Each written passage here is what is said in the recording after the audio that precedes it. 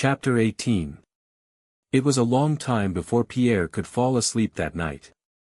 He paced up and down his room, now turning his thoughts on a difficult problem and frowning, now suddenly shrugging his shoulders and wincing, and now smiling happily. He was thinking of Prince Andrew, of Natasha, and of their love, at one moment jealous of her past, then reproaching himself for that feeling. It was already 6 in the morning and he still paced up and down the room. Well, what's to be done if it cannot be avoided? What's to be done? Evidently it has to be so, said he to himself, and hastily undressing he got into bed, happy and agitated but free from hesitation or indecision. Strange and impossible as such happiness seems, I must do everything that she and I may be man and wife, he told himself. A few days previously Pierre had decided to go to Petersburg on the Friday. When he awoke on the Thursday, Savlik came to ask him about packing for the journey. What, to Petersburg? What is Petersburg? Who is there in Petersburg? He asked involuntarily, though only to himself.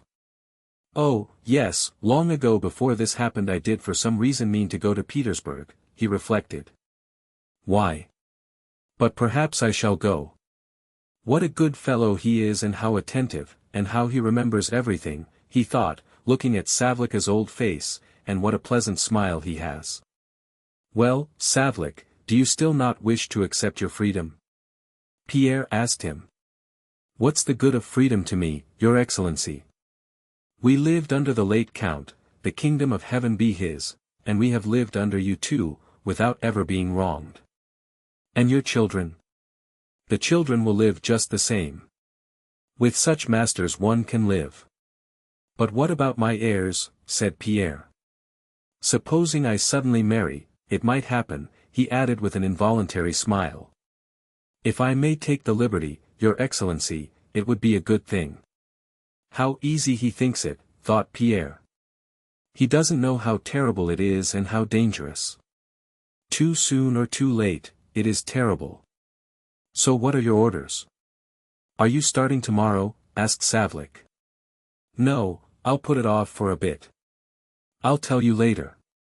You must forgive the trouble I have put you to, said Pierre, and seeing Savlik smile, he thought, but how strange it is that he should not know that now there is no Petersburg for me, and that must be settled first of all. But probably he knows it well enough and is only pretending. Shall I have a talk with him and see what he thinks? Pierre reflected. No, another time. At breakfast Pierre told the princess, his cousin, that he had been to see Princess Mary the day before and had there met, whom do you think? Natasha Rostova. The princess seemed to see nothing more extraordinary in that than if he had seen Anna Semenovna. Do you know her? Asked Pierre. I have seen the princess, she replied. I heard that they were arranging a match for her with young Rostov. It would be a very good thing for the Rostovs, they are said to be utterly ruined. No, I mean do you know Natasha Rostova? I heard about that affair of hers at the time. It was a great pity. No, she either doesn't understand or is pretending, thought Pierre. Better not say anything to her either. The princess too had prepared provisions for Pierre's journey. How kind they all are, thought Pierre. What is surprising is that they should trouble about these things now when it can no longer be of interest to them. And all for me. On the same day the chief of police came to Pierre, inviting him to send a representative to the faceted palace to recover things that were to be returned to their owners that day. And this man too, thought Pierre, looking into the face of the chief of police. What a fine, good-looking officer and how kind. Fancy bothering about such trifles now. And they actually say he is not honest and takes bribes. What nonsense. Besides, why shouldn't he take bribes? That's the way he was brought up, and everybody does it. But what a kind, pleasant face and how he smiles as he looks at me. Pierre went to Princess Mary's to dinner. As he drove through the streets past the houses that had been burned down, he was surprised by the beauty of those ruins. The picturesqueness of the chimney stacks and tumble-down walls of the burned-out quarters of the town, stretching out and concealing one another, reminded him of the Rhine and the Colosseum. The cabmen he met and their passengers, the carpenters cutting the timber for new houses with axes, the women hawkers, and the shopkeepers, all looked at him with cheerful beaming eyes that seemed to say, "Ah, there he is. Let's see what will come of it." At the entrance to Princess Mary's house Pierre felt doubtful whether he had really been there the night before and really seen Natasha and talked to her. Perhaps I imagined it, perhaps I shall go in and find no one there. But he had hardly entered the room before he felt her presence with his whole being by the loss of his sense of freedom. She was in the same black dress with soft folds and her hair was done the same way as the day before, yet she was quite different.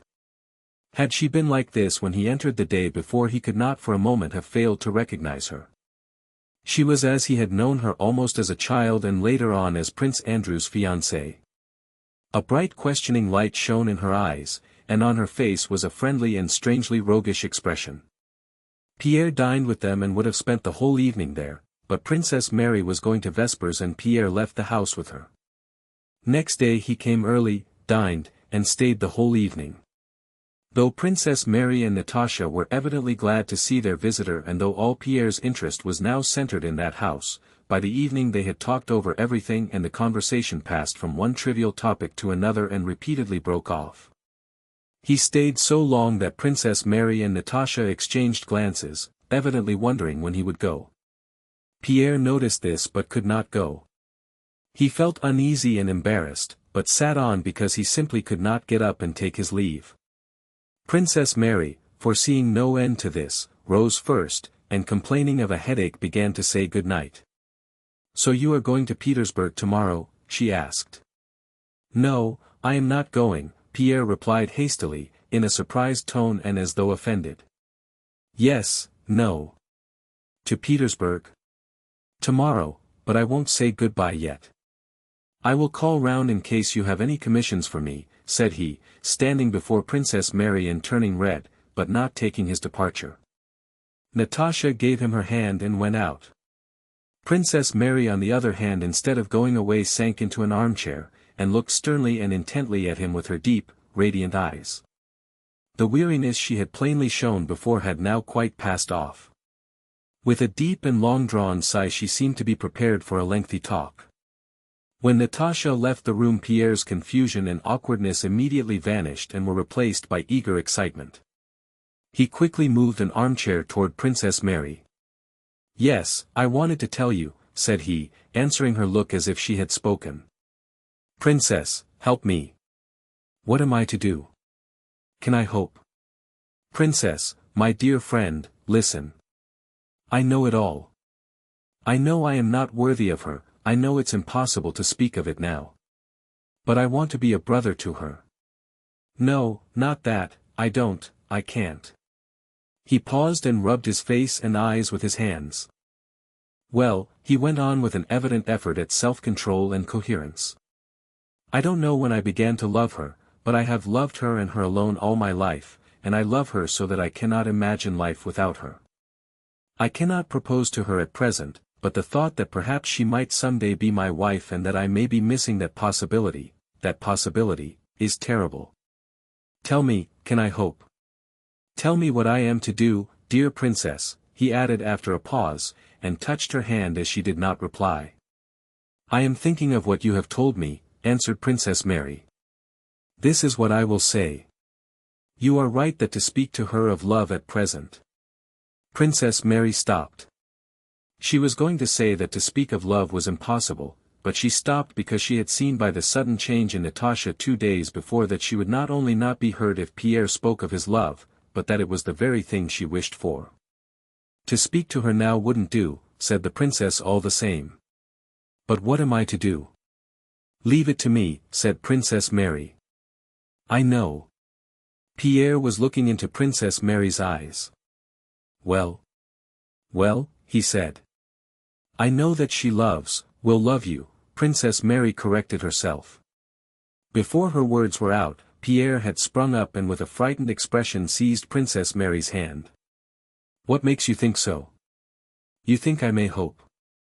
You think?" "Yes, I think so," said Princess Mary with a smile. "Write to her parents, and leave it to me. I will tell her when I can." I wish it to happen and my heart tells me it will. No, it cannot be. How happy I am. But it can't be. How happy I am. No, it can't be. Pierre kept saying as he kissed Princess Mary's hands. Go to Petersburg, that will be best. And I will write to you, she said. To Petersburg? Go there? Very well, I'll go. But I may come again tomorrow. Next day Pierre came to say goodbye. Natasha was less animated than she had been the day before, but that day as he looked at her Pierre sometimes felt as if he was vanishing and that neither he nor she existed any longer, that nothing existed but happiness. Is it possible? No, it can't be, he told himself at every look, gesture, and word that filled his soul with joy. When on saying goodbye he took her thin, slender hand, he could not help holding it a little longer in his own. Is it possible that this hand, that face, those eyes, all this treasure of feminine charm so strange to me now, is it possible that it will one day be mine forever, as familiar to me as I am to myself? No, that's impossible. Goodbye, Count, she said aloud. I shall look forward very much to your return, she added in a whisper. And these simple words, her look, and the expression on her face which accompanied them, formed for 2 months the subject of inexhaustible memories, interpretations, and happy meditations for Pierre. I shall look forward very much to your return. Yes, yes, how did she say it? Yes, I shall look forward very much to your return. Oh, how happy I am. What is happening to me? How happy I am, said Pierre to himself. Chapter 19. There was nothing in Pierre's soul now at all like what had troubled it during his courtship of Helene. He did not repeat to himself with a sickening feeling of shame the words he had spoken, or say, oh, why did I not say that, and, whatever made me say, je vous aime. On the contrary, he now repeated in imagination every word that he or Natasha had spoken and pictured every detail of her face and smile, and did not wish to diminish or add anything, but only to repeat it again and again. There was now not a shadow of doubt in his mind as to whether what he had undertaken was right or wrong. Only one terrible doubt sometimes crossed his mind, wasn't it all a dream? Isn't Princess Mary mistaken? Am I not too conceited and self-confident? I believe all this, and suddenly Princess Mary will tell her, and she will be sure to smile and say, how strange. He must be deluding himself. Doesn't he know that he is a man, just a man, while I am something altogether different and higher. That was the only doubt often troubling Pierre. He did not now make any plans. The happiness before him appeared so inconceivable that if only he could attain it, it would be the end of all things. Everything ended with that. A joyful, unexpected frenzy, of which he had thought himself incapable, possessed him. The whole meaning of life, not for him alone but for the whole world, seemed to him centered in his love and the possibility of being loved by her. At times everybody seemed to him to be occupied with one thing only, his future happiness. Sometimes it seemed to him that other people were all as pleased as he was himself and merely tried to hide that pleasure by pretending to be busy with other interests. In every word and gesture he saw allusions to his happiness. He often surprised those he met by his significantly happy looks and smiles which seemed to express a secret understanding between him and them. And when he realized that people might not be aware of his happiness, he pitied them with his whole heart and felt a desire somehow to explain to them that all that occupied them was a mere frivolous trifle unworthy of attention. When it was suggested to him that he should enter the civil service, or when the war or any general political affairs were discussed on the assumption that everybody's welfare depended on this or that issue of events, he would listen with a mild and pitying smile and surprise people by his strange comments. But at this time he saw everybody, both those who, as he imagined, understood the real meaning of life, that is, what he was feeling, and those unfortunates who evidently did not understand it, in the bright light of the emotion that shone within himself, and at once without any effort saw in everyone he met everything that was good and worthy of being loved. When dealing with the affairs and papers of his dead wife, her memory aroused in him no feeling but pity that she had not known the bliss he now knew. Prince Vasili, who having obtained a new post and some fresh decorations was particularly proud at this time, seemed to him a pathetic, kindly old man much to be pitied. Often in afterlife Pierre recalled this period of blissful insanity. All the views he formed of men and circumstances at this time remained true for him always. He not only did not renounce them subsequently, but when he was in doubt or inwardly at variance, he referred to the views he had held at this time of his madness and they always proved correct. I may have appeared strange and queer then, he thought, but I was not so mad as I seemed. On the contrary, I was then wiser and had more insight than at any other time, and understood all that is worth understanding in life, because I was happy.